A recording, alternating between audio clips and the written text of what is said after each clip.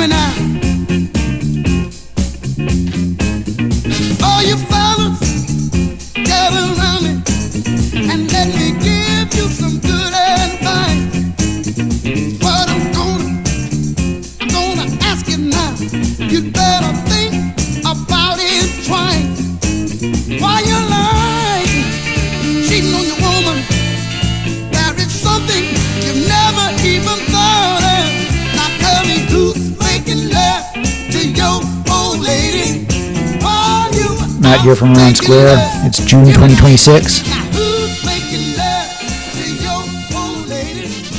It's getting close to the end of the month, and I'm here as usual for our product launch preview for this month. So I'm going to get right into it. I'm going to start with what I think is probably going to be the most familiar and easiest to talk about, and that's going to be some of these guys. So these will probably look familiar to you. These may not. Late last year, we started we ran a Kickstarter campaign for what we called the Black Ultum collection. So you all know Ultum, this amber transparent material, but we had never done the black version of that. So it's an opaque black version of the Ultum material. So it's also called PEI. Really good properties, like very clacky, durable, and lightweight. So it's really well suited for a lot of our products. We did this campaign, 6 different products, I believe, and we kind of built it as a Kickstarter exclusive. So I've tried to honor that, but I think you all understand that when you're doing something like the Kickstarter campaign, you need to build in a little bit of a buffer. There's like factory minimum order quantities to consider. There's the fact that like you're triggering production before all of the pledging is complete and stuff. So you want to make sure that you have enough stuff. The factories do this as well. They kind of pad the orders. They might produce like 10% more than what we actually order, and then they try to force them down our throats, which we usually take. But we might end up with 1,087 of an item rather than 1,000 of an item, for example, right? So we do have some surplus inventory across like pretty much all the SKUs, all of the different products that we had in the campaign. Last month we introduced the sandblasted black Ultum version of the knucklebone that we had done. This month we're bringing in some of the other stuff. So at this point, everybody, I think, has received their Kickstarter backer rewards, and so I feel like comfortable to finally bring these things into our catalog. These are going to be kind of temporary only items. They're not going to be part of the permanent collection, and it's really just it's us kind of dealing with the surplus inventory that we had from the Kickstarter production. I'm still trying to honor the Kickstarter exclusivity of the stuff that we sold during that campaign to the extent possible. So I've modified the product where we can, and you'll see that here. So in the Kickstarter campaign, we did a short form kind of mala set using our 12 millimeter Milos beads. And we did a longer form, like kind of the chef special arrangement, like an intermediate length, designed more for flipping from our 10 millimeter Milos beads, both in a polished finish. In order to kind of keep those separate from what we're listing on the main website, we decided to go with our standard short form, long form MK Ultras for each of the sizes. So we've got 4 different styles here. For these, the 10 millimeters and 12 millimeters are both great, very lightweight, both feel good. They both feel like big enough, they're comfortable, and they're reasonably low profile. These ones are just like they hit a little bit harder, more of a little bit of a statement on the wrist, just a bit chunkier shape and more substantial feel. These guys a little bit more discreet, lower profile. So the setups are different from what we had in the Kickstarter campaign, but they're same beads. And then what we've done is we've taken some of our inventory and we've sandblasted it as well. So you end up with this. Somebody said it looked like galvanized rubber a little bit. And this is the same finish that we had on our knuckle bones that we launched last month. And I can say for the MK Ultras, just like for the knuckle bone, it feels really nice. Like it slides through the fingers in this kind of easy, soft way, which especially here in the summer when it's like kind of humid, the polished stuff is still great. It looks great and so on, but it has that little bit extra grip, which some of you are going to want for manipulation. Some of you who, especially those of you that just like enjoy handling the stuff and kind of doing more idle type manipulations, the raindrops and bead counting and stuff, you might prefer the sandblasted finish. They also look very different. Obviously, this one looks, pardon me, this one looks a little bit more like metal, almost like a titanium kind of sandblasted finish, compared to the kind of deep onyx abyss of the polished. Both are awesome, just in their own way. The sandblasted version is going to get a little bit darker over time as the beads kind of break in and kind of absorb the oils and stuff. I don't know if they absorb the oils or if it's just really kind of breaking down that sandblasted finish. But either way, they do kind of tend to get a little bit darker and a little bit shinier over time.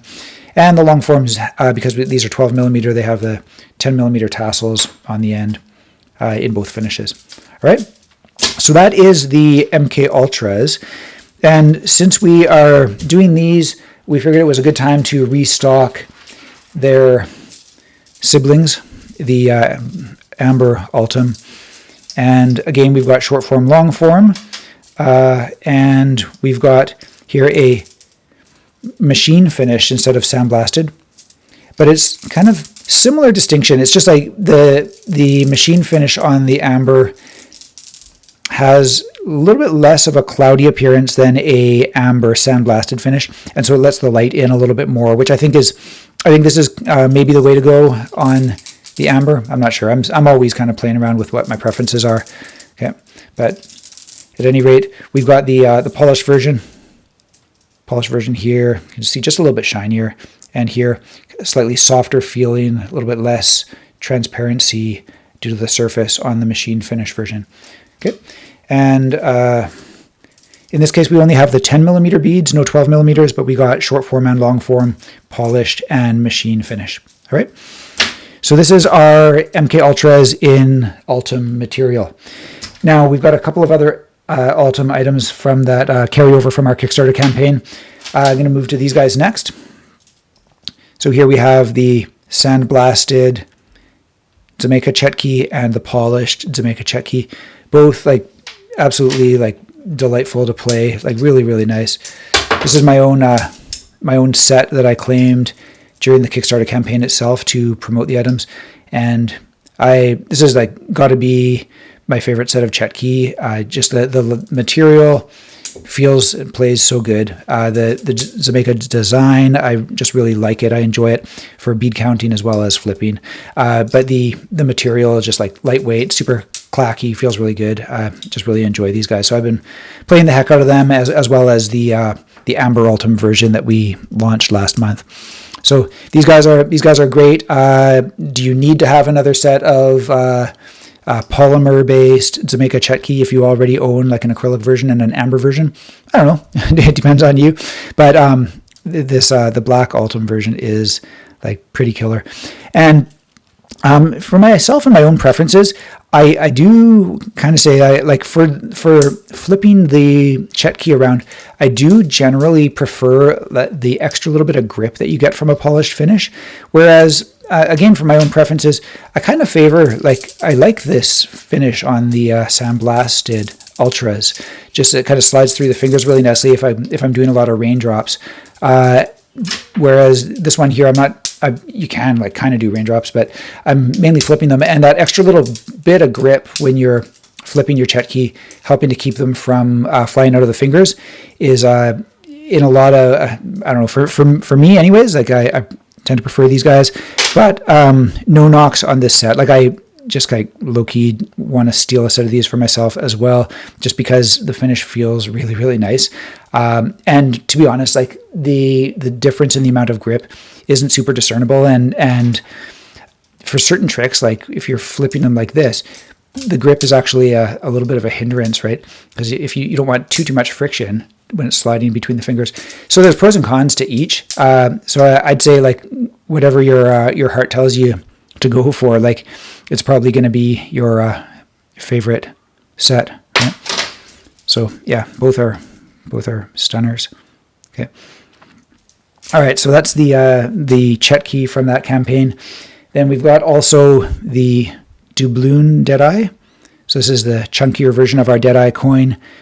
Beautiful finish, very lightweight for your manipulations, and just like a nice little kind of worry coin type thing to have in the pocket. Nice finish. We don't have a sandblasted version of this. We had, I think, one sample made, and I gifted it to a friend in the community a long time ago who I knew was like would really enjoy it.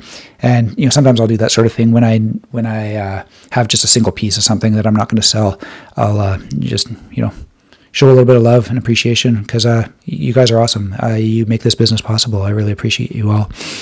Anyways, so got these guys here, just a straight up, I didn't do anything to modify this, so sorry about the exclusivity aspect, but we've got these, and there's only so much you can do.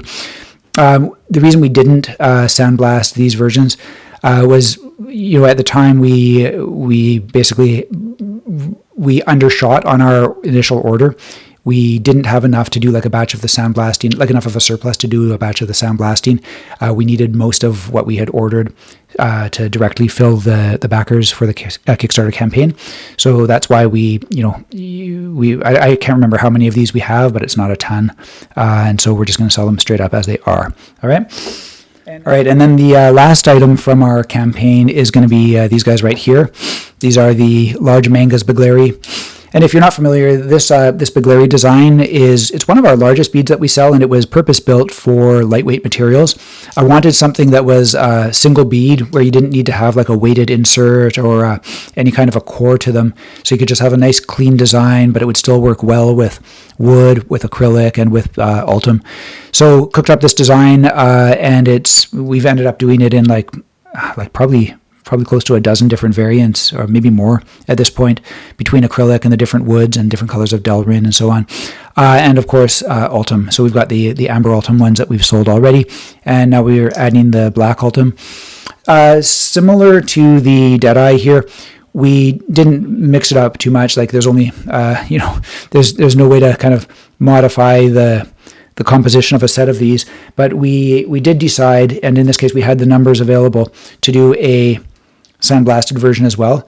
So the blasting on this actually looks, you can see it actually looks way lighter than the other blasted items. I'm not sure why that is. It was the same supplier that did both for us. But I've played with another set of these back when we first got the samples, and all it takes is a little bit of use, the oils from the hand. I think it might be like a little bit of residual powder from the sandblasting or something like that.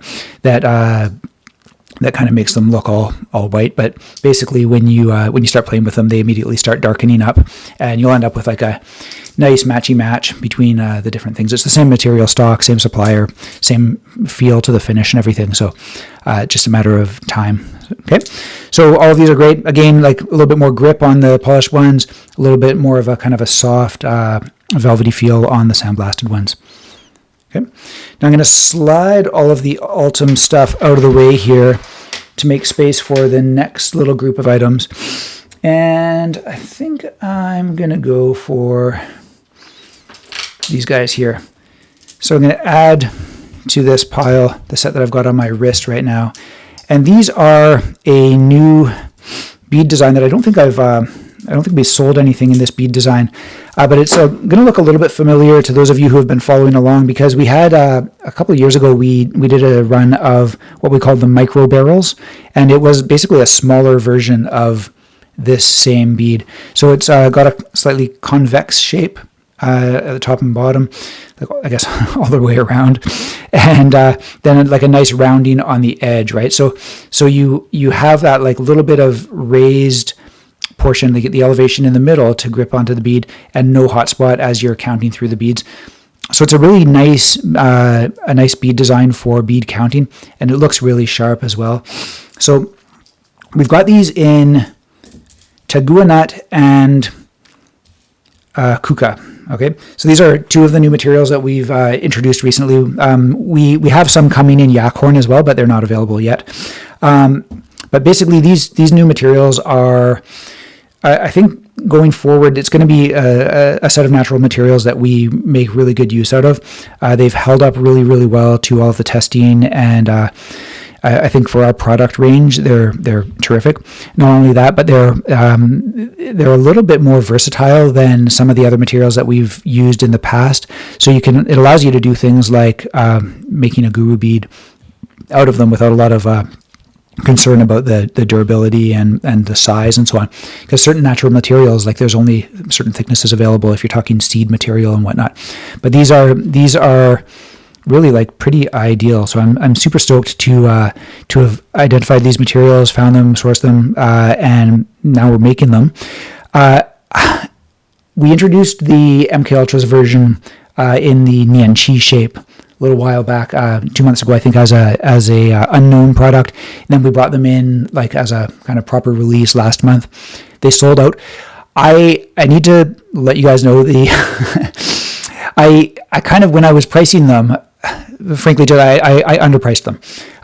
Basically, those materials are more expensive to produce than any of our metals. It seems unusual, but you're talking about kind of a certain subset of materials. There's like a smaller number of suppliers that are working in them, and whatever it is, like the handling and so on. So they are a more expensive material to work with, both of them. But when I first introduced them, I was like, I was in a rush. I was trying to like figure out pricing, and I kind of pegged them more towards some of the woods, which woods in general are a little bit easier to source, easier to find suppliers that can make them. So most of our wooden stuff has kind of this established price range, kind of slightly below most of the metal stuff that we sell. But these ones, I was looking at the spreadsheet, and I finally had to admit to myself, like, dang, these are we can't go forward. If we're going to do more stuff in these materials, we can't go forward with the kind of pricing that I had the last couple months. So if you got in on those Nianqis in Taguanut or Kuka last month or the month before, consider yourselves lucky. This month we're kind of setting a new kind of baseline for what the pricing of these is going to have to be. So my apologies if it's a little bit of a shock, but I'm trying to be upfront with you and let you know so you can have expectations kind of calibrated in advance of the drop. They're not going to be crazily more expensive, but as I said, they cost us more than it costs to produce titanium, like discernibly more, so they're going to be priced accordingly. And if you're in for them, terrific, you're going to love them. And if you're not, you prefer titanium, like, grab titanium. Titanium is awesome. Like, you don't need to tell me that. I'm a big fan, right? But yeah, like there's other stuff. I'm just going to continue on this point about the pricing for a moment. Like I've shown this set before. This is a set that I saw it online on Red Note, Xiaohongshu, which is like a Chinese social media platform. And I was like coveting it for a long time. And then my wife ended up picking it up for me as a Christmas gift. So I love this set. I love the material, and it almost looks like Taguanut, but it's not. This is actually camel bone. We've also sourced and like gotten quotes and stuff on camel bone stuff, but it's even more expensive. So like, I guess I really love the natural materials. I want to get more into them, and my only hesitation on the camel bone as a material is just like, I don't know what kind of the appetite is for in the community. I know, like, for the first number of years, we've really kind of leaned heavily into the metals, especially titanium, and that's kind of like our mainstay. But I do want to branch out into other things. I mean, as you saw last month with like platinum and titanium, or platinum and silver stuff, right? Like, we're happy to get experimental, but I didn't want to put in the money to do like a big batch of an unknown material like this. So this camel bone, like this set alone, and I mean, I can't remember the brand of it, but the set alone with no guru at all, just like on elastic cord, was purchased directly from the supplier in China, was over $200, and that's just for these beads, right? And then this the guru was another like pretty huge chunk. I don't actually know the price, but this part is gold and whatever. So it's like, this was a thank you to my wife. It was a very nice, very nice, much appreciated Christmas gift. And I really love this set, but I'm sharing this information with you guys about the camel bone material, just to kind of, I don't know, I just want to share with you some of the thought process that I go through when I'm like thinking about different materials and like trying to figure out pricing and stuff. I try to be fair on the pricing. you guys know from like conversations in the past, like my little kind of monologues on a monthly basis, that like I fully encourage people to like source stuff elsewhere. If you see like round stainless steel beads on like Etsy or Amazon, like by all means, like go make your own set. And congrats if you can come in cheaper than what we've been able to do stuff with for you for. And if you're happy with the kind of fit and finish and everything, like I love it. That's great. But you know what we do has like prices attached to it, like it's all custom made beads, precision machined to our specs. We're a small business doing like relatively small order quantities. Even still, like 10 years in on the project, like we're still relatively small in the order quantities because I keep changing my designs.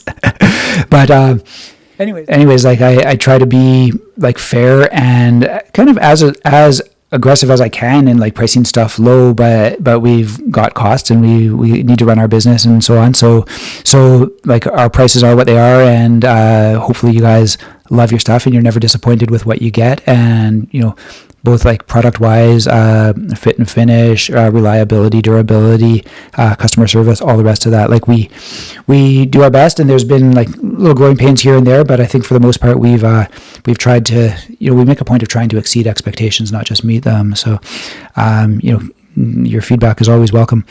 Anyways, to that point, I am a bit of a perfectionist. When we first got these beads done, I had intended to do them with this small guru on this thinner cord. Okay.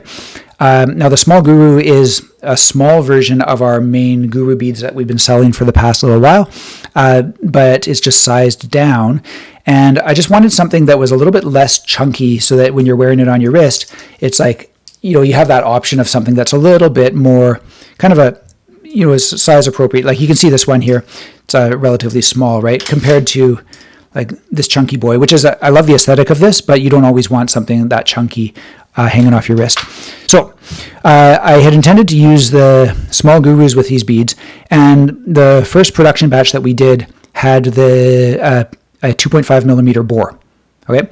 So I strung up the 2.5 millimeter bore on our 1.7 millimeter cord, and I looked at it and painfully came to the realization that I just wasn't happy with how the 2.5 millimeter bore sat on the 1.7 millimeter cord, because there has to be a certain amount of like, you need to be able to get the cord into the bead, and the bead needs to be able to move around probably a little bit, but if you get too much slush in there, the beads end up not kind of sitting always nice. You can imagine if the bore is much bigger than the cord, the beads are maybe not going to always line up perfectly.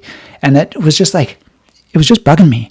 Like I'm not usually like super OCD about stuff, but it was just like, I was like, damn, that does not feel like the level that we're wanting to maintain for our product, right?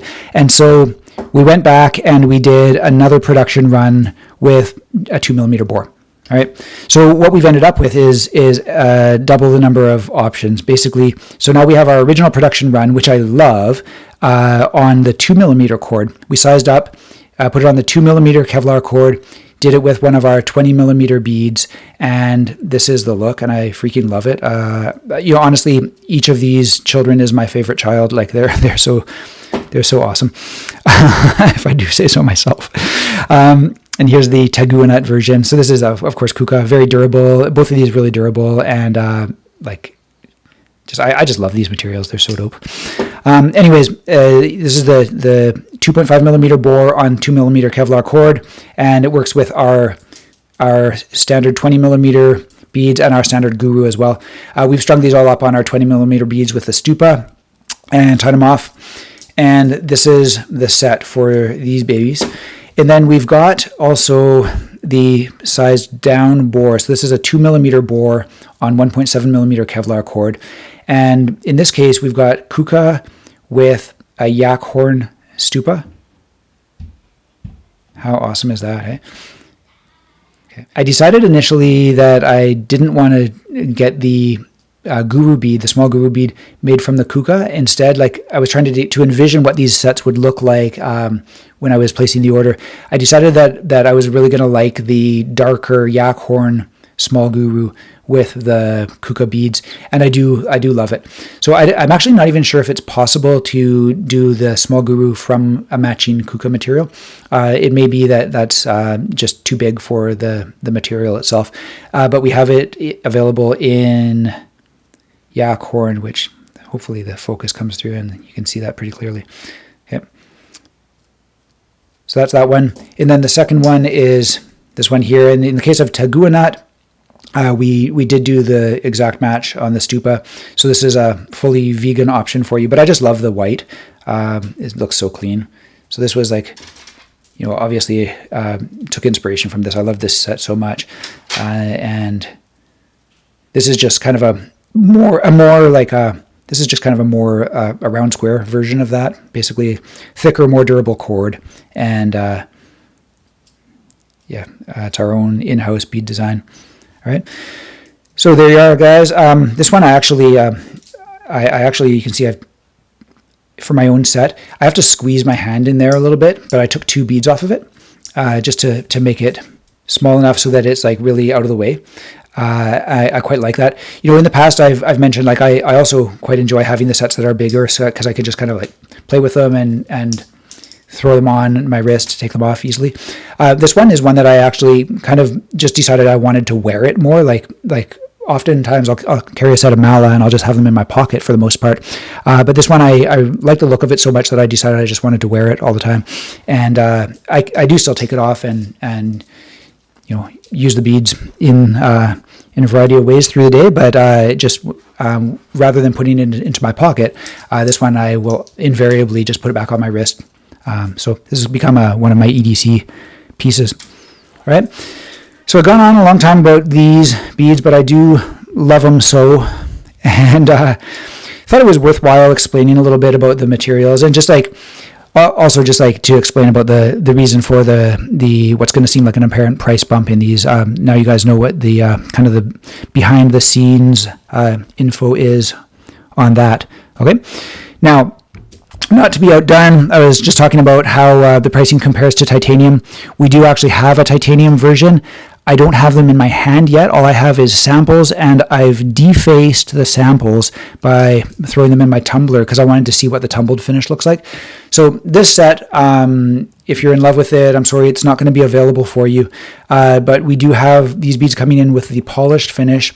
Again, it's that 2.5 millimeter bore on a 2 millimeter Kevlar cord, and it's going to look very much like this, except just imagine these being slightly brighter and shinier. And it's an awesome set as well. You can see from the tassel here, and looks like a little bits of pocket lint that are caught in the tassel. I've given this set a fair bit of use and abuse. It's been with me like pretty constantly as well. And honestly, like I often have a couple of these sets on me, if not in my pocket or on my wrist, then in my little clutch sling that I bring with me, just because I love this set so much as well. So anyways, titanium version is going to be available, and we do have yak horn on order. They're just not available yet. Okay. So that is our new barrel beads in a variety of mala setups. No MK Ultra setups in these guys. Just the mala setups, at least for now. Yep. Okay, sliding that over. So I've taken off the thing that was on my wrist earlier. I'm going to now take off the thing that is on my thumb currently and talk about it together with these guys. So a while back we introduced our new Banja thumb ring design. This is our newly designed version, which we call the Juicha, and it is just a chunkier version compared to the original Banjas. It's a little bit thicker, a little bit wider, and way more rounded around here. So it has a much more substantial feel than the original Banjas, which were already big and chunky. But we introduced those kind of as a bit of a conservative design, kind of not knowing how people would take to the idea of having a big chunky thing on their thumb. And this is like kind of the end game, the final boss of the Banja design. I can't imagine going bigger than this, but this is kind of what I wanted to design from the very beginning. It feels terrific just because of this rounding, and it's just more substantial. So how it translates into manipulation, if you're somebody that likes doing tricks with the banjos and you do a lot of manipulations already, I don't know if you're going to prefer these or prefer the original, but these do, it takes a little bit of getting used to the different size, but they do all the tricks, so they say. And I just think like the wood grain looks so dope in these. It's just like the canvas of these. It's a little bit like the planks, it's like just a big chunk of wood that really shows off the grain. And that's, I'll hold these up because I've got here, the two larger ones are samples that I've carried with me and used quite a bit. And you can see the difference in the grain. This is just from use. Okay, so this one here, it just gets darker over time. The grain becomes a little bit more pronounced. And less so with the Zebrano. Sorry, I should mention it's Purple Heart and Zebrano.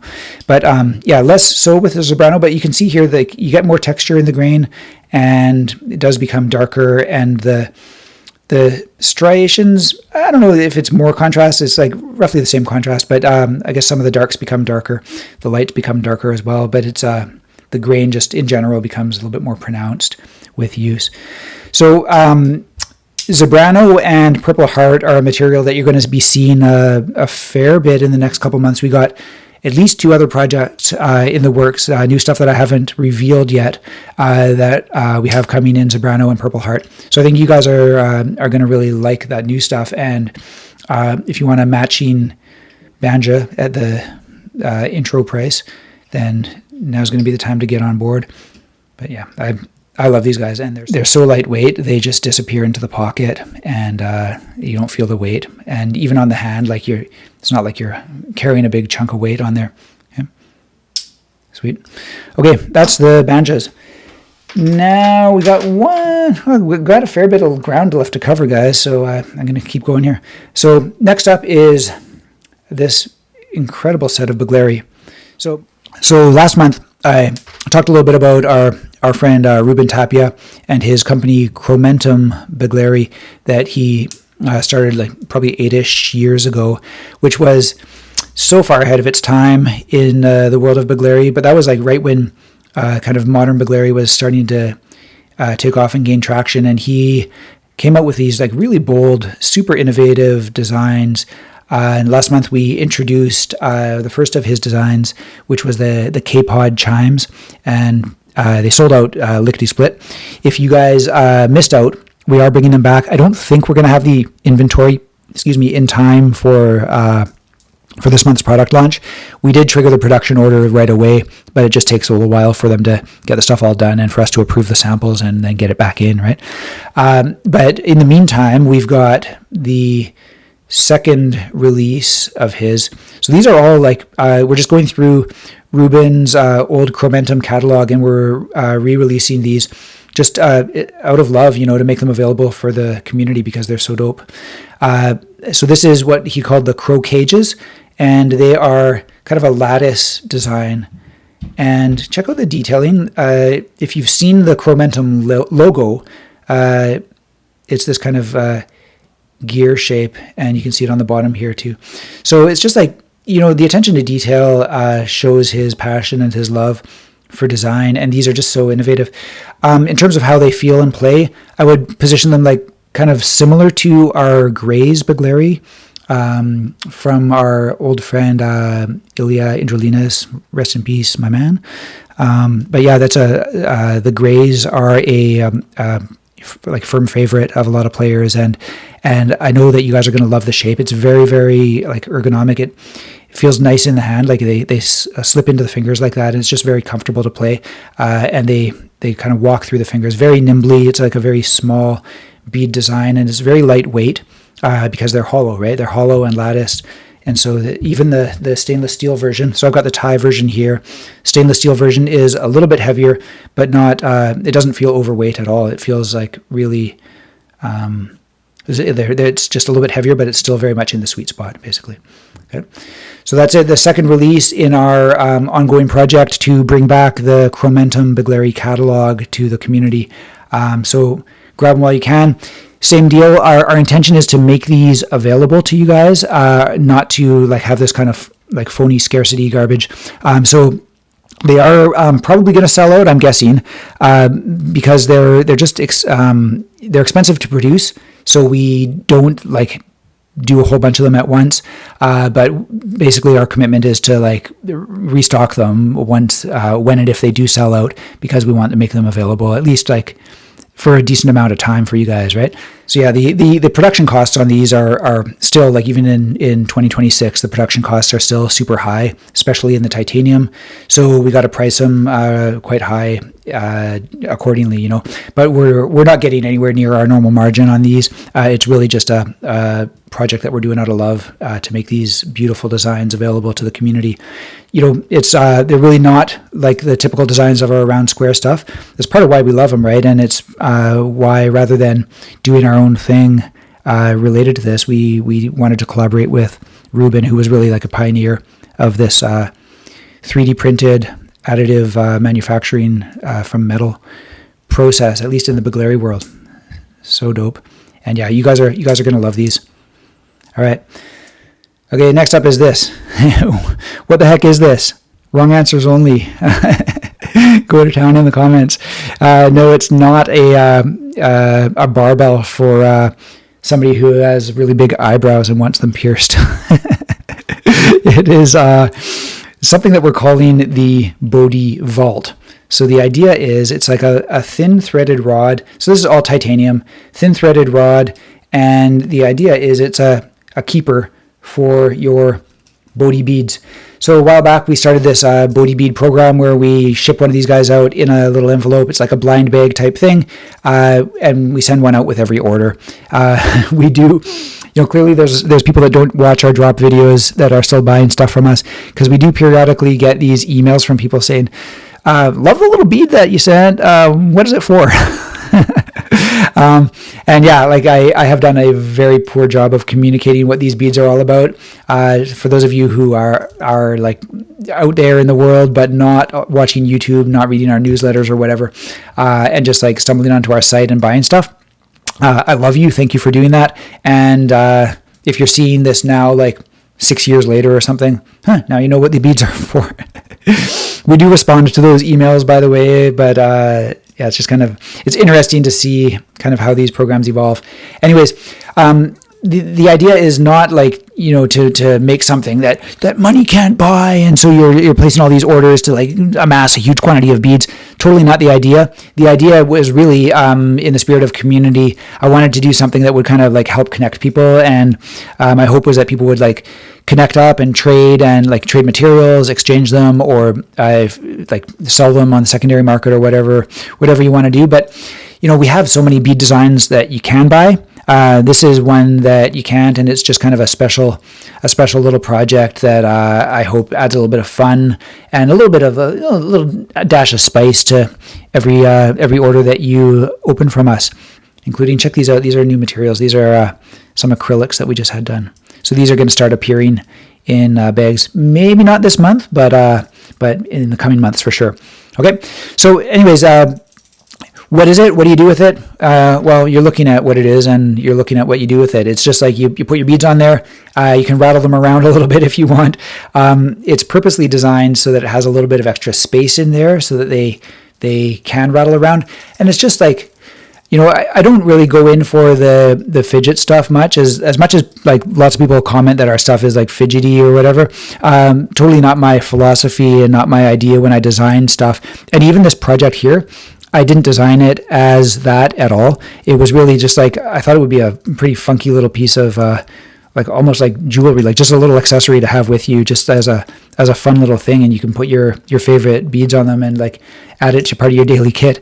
But I do like, in all honesty, like I do find myself once in a while just like twiddling it around. Not a skill toy of any sort. You're not going to have much success using it as a knuckle bone, but it is kind of fun just to rattle them around, and you can put other beads on them as well.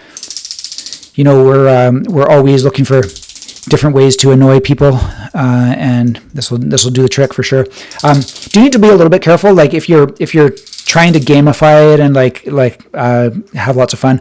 The threads can come undone, so my recommendation is when you pick it up, pull it out of your pocket, or whether just kind of make sure the threads are secure, and if you screw it together tight, of course they kind of lock more, but they can come undone. That's just my only warning. I don't think anybody's going to accidentally have them come undone and spill all their beans. It's got a very long threaded thing, so if you're not super negligent with it, you'll it'll stay secure, and you'll catch it well before it actually slips off the end. But yeah, or just crank it a little bit tight, right? At this point in time, we're only doing this short version, but we do have a sample, and we have a production order in for a larger version that matches our pens.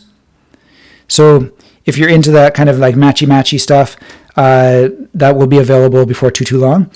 And I'll show you here with our Chaos pen. So yeah, if you like that idea of having everything kind of all same size, if you have a pencil case or whatever and you want stuff thrown in there, these all kind of will work together. Oh, let me see. Yeah, check it out. They even fit there. So yeah, I guess I may as well talk about those guys now while I've got the pens out and I've just shown you what they're all about. So this is, I think, this is the last new thing that I've got to talk about, and then I've got a couple of other little notes for you. So this is what we're calling the, for lack of a better term, the pen puck. At this point in time, it is puck-shaped, and it's also, I guess, like a hydra shape. Somebody commented, the world's biggest hydra. Could you imagine, throw a piece of climbing rope on there and for these guys? Anyways, you can do kind of Deadeye related stuff with them if you have Hercules fingers, but it's really not what they're designed for. They're designed as a paperweight / pen stand / nice little piece of hardware. You can carry it around in your pocket if you're into heavy chunks of brass weighing down your pockets, but they are these are hefty, man, and they definitely will keep your pen stable while you're at your desk. But yeah, I often will with these guys, I'll just keep them uncapped. And for my fountain pens, you don't want to keep it uncapped for too long because stuff will dry out. But you can just kind of throw it in there if you're thinking or looking up something while you're in the middle of writing. Put it back in there and then cap it up again. Because it sucks to have to clean out the threads on a fountain pen that's jammed and clogged.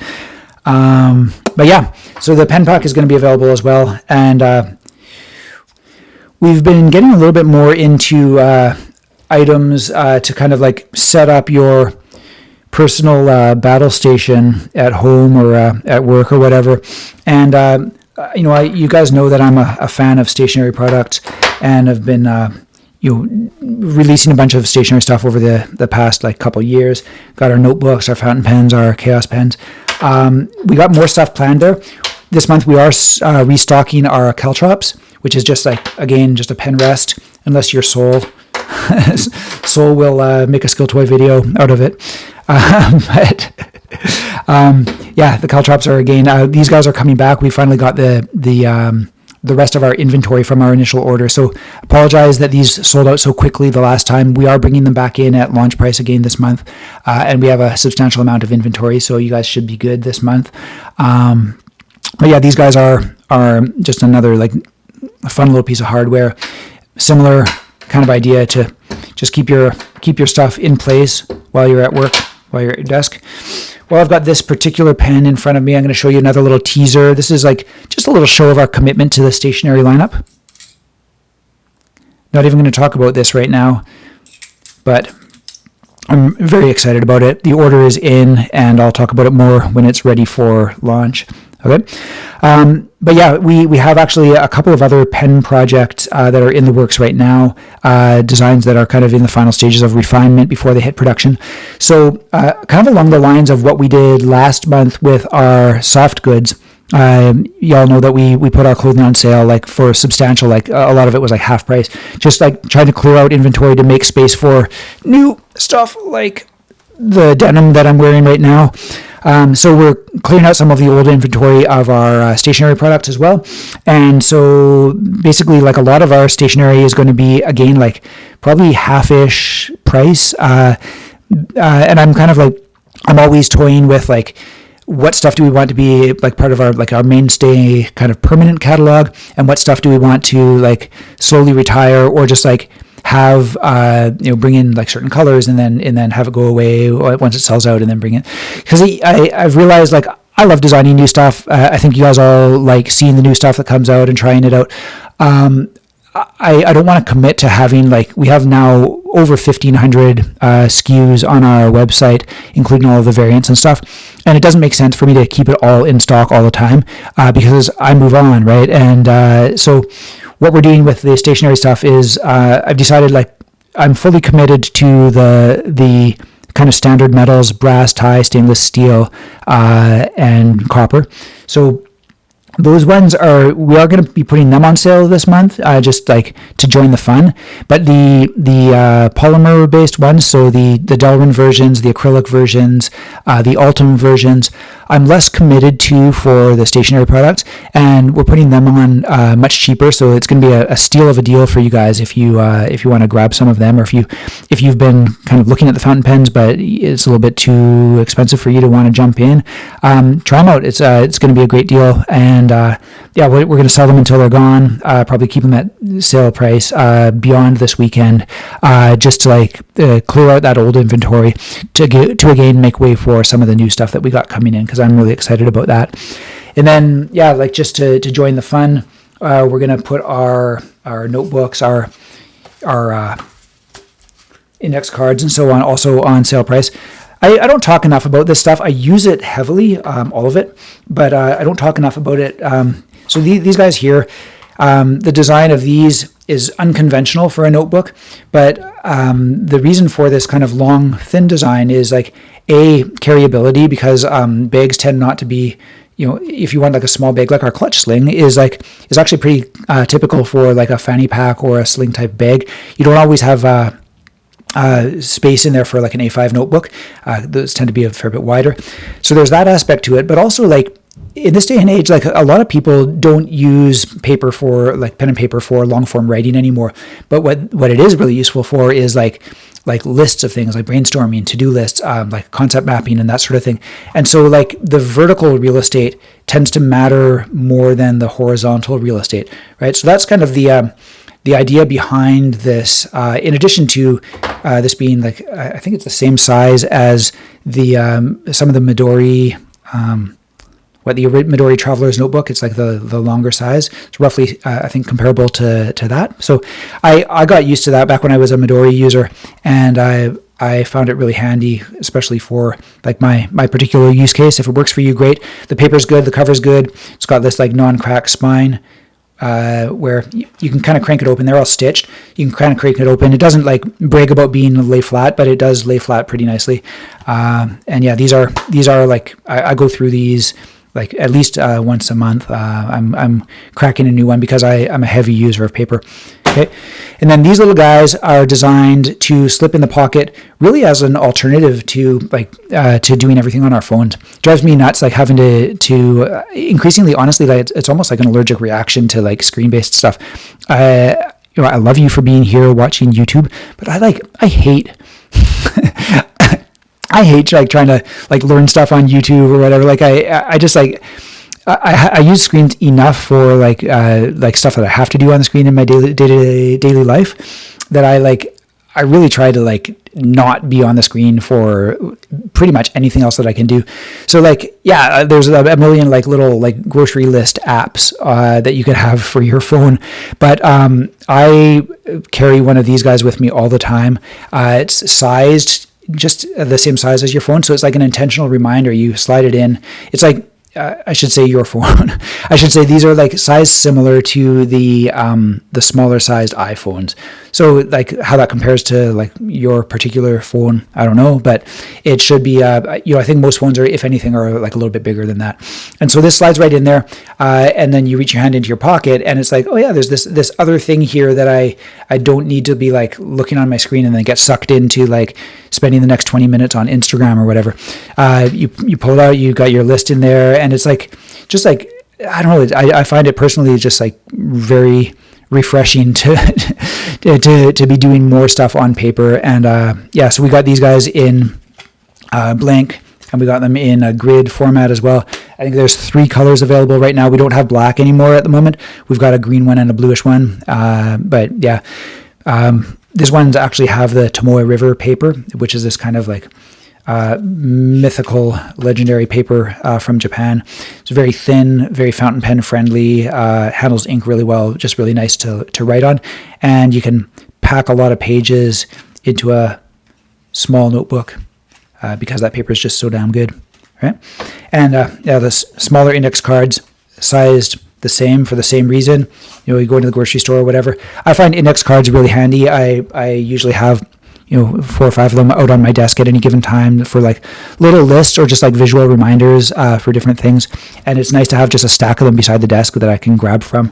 So we got these slim guys, which these are kind of mainly designed for the portability or to like take a stack of them with you.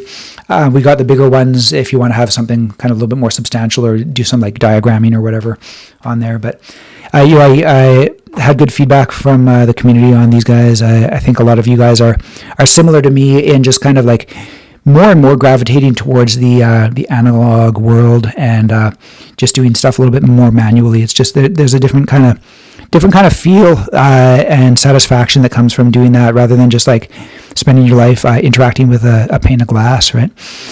Anyways, guys, enough of my little rambles and rants for this month. Thanks for bearing with me.